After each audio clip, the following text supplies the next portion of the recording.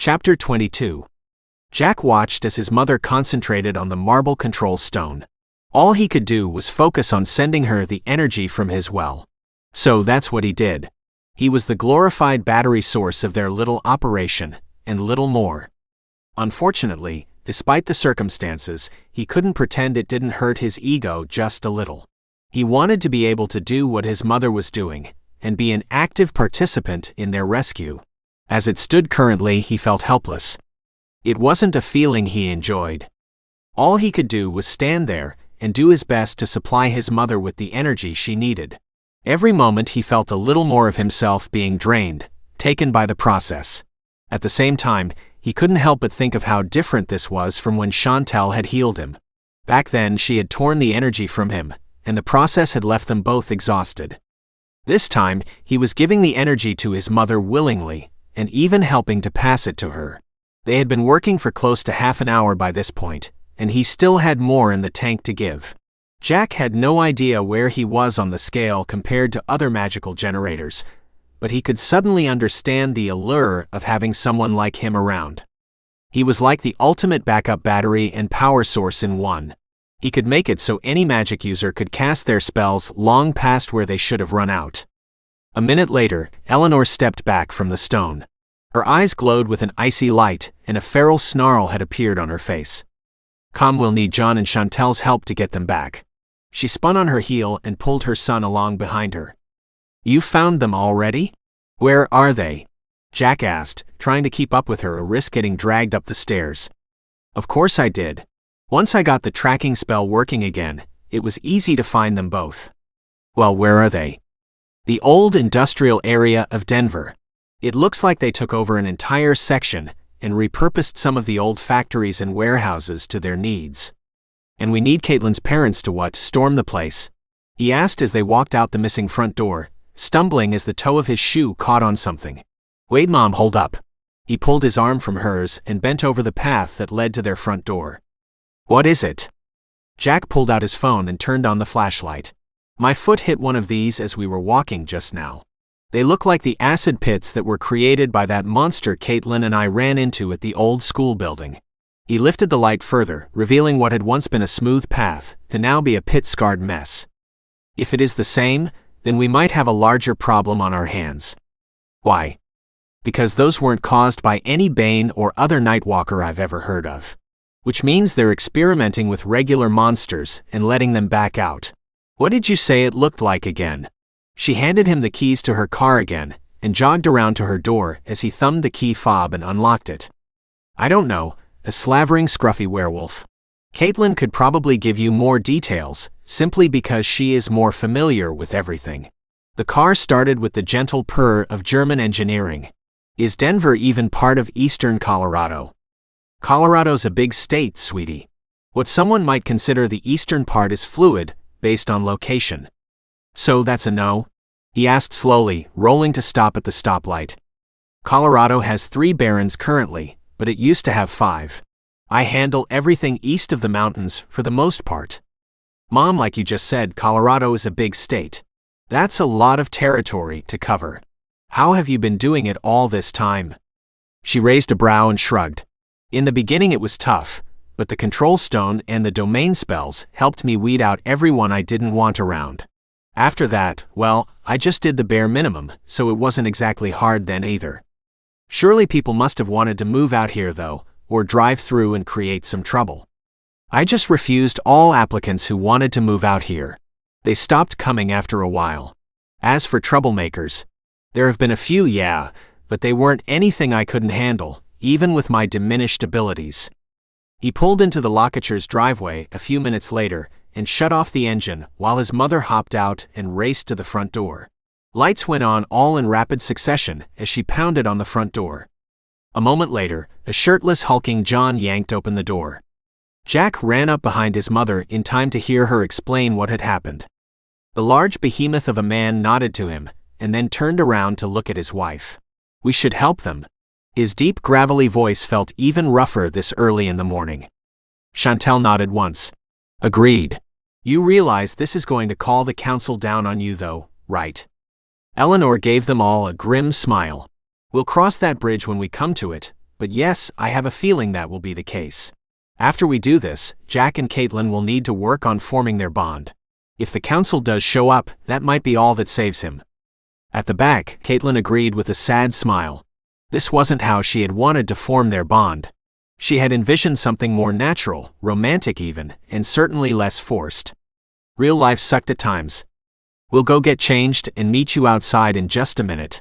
The door closed, leaving them outside, hopping from foot to foot impatiently while they waited. It was frustrating. Both just wanted to get on their way and save their family members, but they couldn't do it alone. John reappeared a minute later, pulling on a heavy jacket and a dark hat. Don't worry, they're right behind me. Where are we headed towards? The old industrial part of Denver, on the north side. All right, I guess we're taking 2 cars. Eleanor nodded. We'll need the extra room for when we rescue them. Are we running undercover? I haven't heard that term in what feels like forever. A nostalgic smile flickered across her face. Not right away. We might need all the energy we can muster for this one. Only put it up if you get spotted, but we are certainly going to be speeding, so have it at the ready. The big man grinned. You know me. I'm always looking for an excuse to use that spell. You haven't changed in the slightest. I was glad to see you never sold the spell to the council, at least. He snorted. Despite being on the council themselves, Mom and Dad wouldn't let me even if I had wanted to. Besides, half the rights of the spell belong to you. I couldn't make that decision on my own. It was just a stupid spell we created together in college anyway. It's fun for us, but if it ever got out, it could cause some issues. They never tried to make their own version of it. Jack couldn't help but ask, not even entirely sure what the spell did. Oh, they have tried, but making proper new spells is hard. There's a lot of guesswork involved, and you have to know where each piece goes as you construct it inside your mind. From what I understand, they have had some limited success, but nothing approaching what we have with ours. We were just that good back then. His mother snorted. No, we just got lucky, and I had an unfair advantage over most people at the time. John nodded, his eyes drooping sadly. Behind him, the door to his house opened, and Kaitlyn stepped out with Chantel hot on her heels. Looks like they're ready, let's do this. John tapped the roof of their car and hurried over to the Charger Kaitlyn had been driving lately, opening the doors for both ladies before going around to his own. Was there ever anything romantic between you and him? Jack dared to ask his mother as he started the car and backed out of their driveway. You know, for a minute, I thought there could have been, and then everything happened with Chantel's parents. Not to mention my parents dying. It was a lot at the time. When I made it back to the university, I was completely closed off emotionally. I wouldn't let anyone in. I think it was the end of my first day back that I broke down and just sat in my dorm room, crying for the entire night. I decided I was done with the place after that, and started packing everything. Somehow, John found out I had come back and just showed up and started helping. That was the last time I ever saw him until the other day. After I left school, the council started training me to receive my title and domain. It was around that time that I met your father, and the rest is history. Jack risked a glance at Mother as drove, taking in the distant, haunted look he had never seen before. This was a part of her life that his mother had never told them about, and certainly a side that his mother never let show. How did you meet Dad? I always thought you met at college, but obviously that wasn't the case. I'm guessing something must have happened that brought him into contact with the magical world, or whatever. What makes you say that? Well, you just said you were being trained at the time. Besides, Dad remembers everything. The grand spell doesn't affect him like you said it was supposed to. Eleanor rubbed her eyes tiredly. We should have grabbed some energy drinks before we left the house. I'm wiped. The grand spell doesn't work as well on your father because he has become immune to its effects. The spell is strong, but it isn't perfect. Jack looked over when she didn't continue. Well, what does that mean? She yawned and looked ahead as he sped up. Our first encounter was indeed during one of my training exercises by the council. The other young noble I was training with had gone to goof off somewhere and left me alone, a big no-no even back then. You never leave your partner by themselves. Thankfully, I was able to take care of everything on my own. Then when I turned around to leave, I found Jason standing there with a video camera like a big dumb goober and a weird look on his face. He thought I was that vampire slayer chick come to life after that. Jack glanced over at his mother. Buffy. No, not in that outfit. Celine from the Underworld movies maybe. I was wearing something different back then. The all-leather outfit was something your father actually got me. Anyway, that's how we met the first time. I destroyed his camera and went on my way, slightly curious about why he had been there, but nothing more. I figured he'd forget about me, and wasn't worried. Then a few days later, I ran into him again with another camera. I found out later that the second time he had also been wearing a concealed one. Even back then, the grand spell didn't work as well on him. My guess has always been that he had a lot of run-ins with magic growing up, and it slowly made him immune to its effects. Jack nodded. So what? With the concealed camera, he was able to record you and hunt you down or something? No, nothing like that. Well, actually, sort of. He was able to get a decent recording of the night walker I was hunting before it disappeared. It was enough to keep the grand spell at bay, and for him to remember what happened the last time we had met. The next time I saw him was a month later, just waiting outside the gates of the council building, where I was learning about runes. He had tracked me down to ask me out on a date, and the rest is history. It can't have been that simple. He protested. Oh, it wasn't, but I'm stubborn when I want to be, and Jason was worth it. I knew that back then, and I know it now. I think I just got a sugar rush, Jack muttered, feeling his heart grow warm. His parents could be so sappy at times, it was heartwarming, not that he would let them know that. You're just jealous things aren't going as well with Kaitlyn. Yes, Mom. That's exactly it, he replied dryly. I'm jealous that I'm not already engaged and married to the girl I've known for a week and a half. And how are things going with her? Even if you speed, we still have 20 to 30 minutes ahead of us. We might as well talk and cover a few of those subjects we keep seeming to gloss over because of time. Things are good, I think. We're still getting to know each other. His fingers drummed the steering wheel and thought. The yellow streetlights flashed by as the conversation stalled for a moment. Honestly, we haven't really talked a lot about ourselves yet. I don't know the world she comes from, and she doesn't seem to understand ours. It made things tense that first day at school for sure. Everything we do is really just focused on magic, and building our bond around that. I mean, I do like her, but I guess that might be more because of her looks than anything else. Couldn't it? Eleanor nodded. That is a very mature response, Jack. However, I do think Kaitlyn is a good girl, so I wouldn't worry too much about it. I wasn't originally.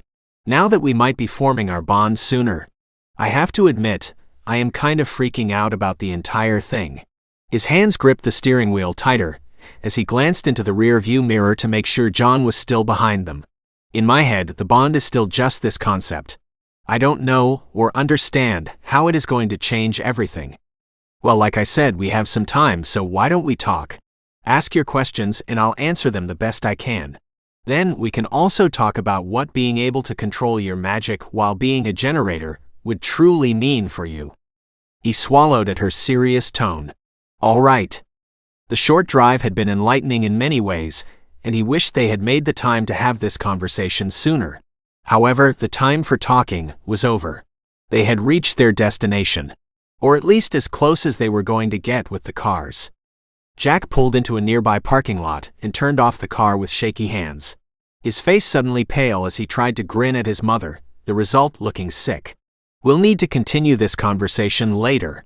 Right now, let's just focus on getting Dad and Penny back. She nodded.